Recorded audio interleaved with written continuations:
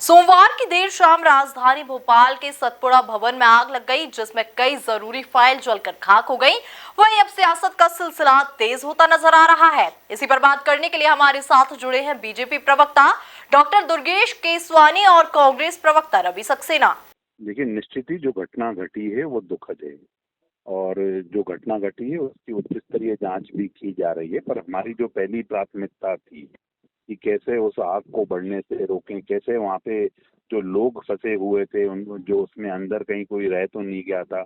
लगभग 4,000 से ज्यादा कर्मचारी वहाँ पे कार्यरत हैं और निश्चित ही उनको निकालना पहली प्राथमिकता थी। सरकार ने, माननीय मुख्यमंत्री जी ने उस चीज को मॉनिटर किया। संवेदनशील मुख्यमंत्री, उन्होंने पहले लोगों की जान जान उन पे कोई जोखिम ना आए उसको देखा और बाद में उसको आग बुझाने का देर रात तक उस आग पे काबू पाया गया। और निश्चित ही अगर कोई डॉक्यूमेंट्स थे तो बहुत सारी योजनाएं मैम उसमें ऐसी होती हैं जो केंद्र से रिलेटेड रहती हैं।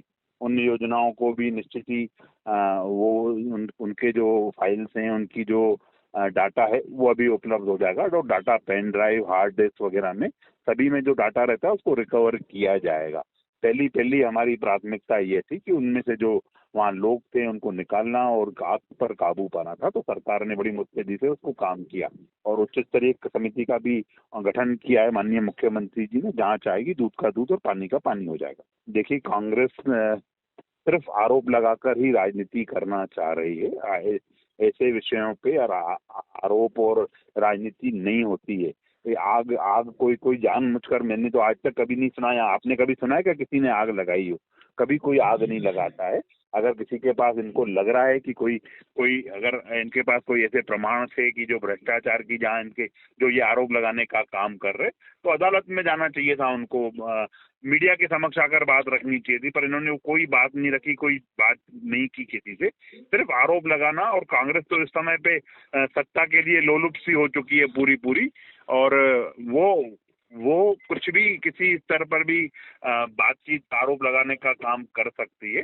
पर मध्य प्रदेश की जनता भली बात ही समझती है कि कहीं इतने इतने बड़े, जहाँ पे कैमरास लगे हों, जहाँ पे सब चीजें हों, किसी कोई आदमी इस तरह की घटना को अंजाम नहीं दे सकता है। ये दुर्घटना है और दुर्घटना में जहाँ पे फॉल्ट हुआ है और जो कारण है उसकी निश्चित रूप से जांच की जा रही है। देखिए, निश्चित रूप से ये एक बहुत बड़ी, मैं समझता हूँ कि साजिश और षड्यंत्र का हिस्सा प्रतीत होती है, क्योंकि वहां पर जहां पर आग लगी है वहां पर लोकायुक्त का भी कार्यालय है और ईओडब्ल्यू के भी कार्यालय हैं। जहाँ पे की सारे घपले, घोटाले और जो भ्रष्टाचार हुए हैं उनकी शिकायतों की फाइल वहां है। और उसमें महाकाल मंदिर में, जो महाकाल लेक में जो इतना बड़ा भ्रष्टाचार हुआ है, करोड़ों रुपए का, उसकी शिकायत भी वहां पे दर्ज थी।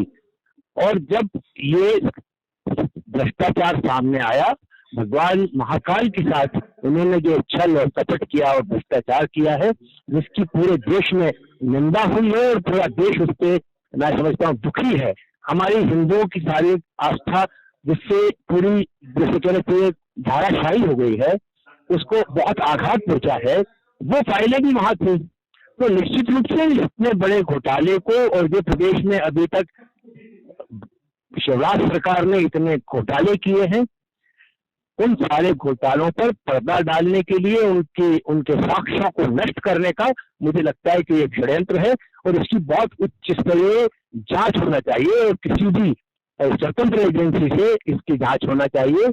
और मैं समझता हूं कि एक जुडिशियल इसकी इंक्वायरी भी होना चाहिए और जुडिशियल इंक्वायरी एक हाई कोर्ट के जज से करवानी चाहिए, जिससे कि दूध का दूध और पानी का पानी हो। और भारतीय जनता पार्टी की जो सरकार है, शिवराज सरकार है, जिसने कि घपले घोटाले करके इस मध्य प्रदेश को खोखला कर दिया है, इसकी सारी पोल पट्टी का पर्दाफाश हो सके। नहीं, ये मैं नहीं कहता कि बीजेपी ने लगाई है या किसने लगाई है, पर जिनने भी लगाई है या जिनका भी षड्यंत्र है, निश्चित रूप से वो उन घोटालों को दबाना चाहते हैं, उनका पर्दा डालना चाहते हैं।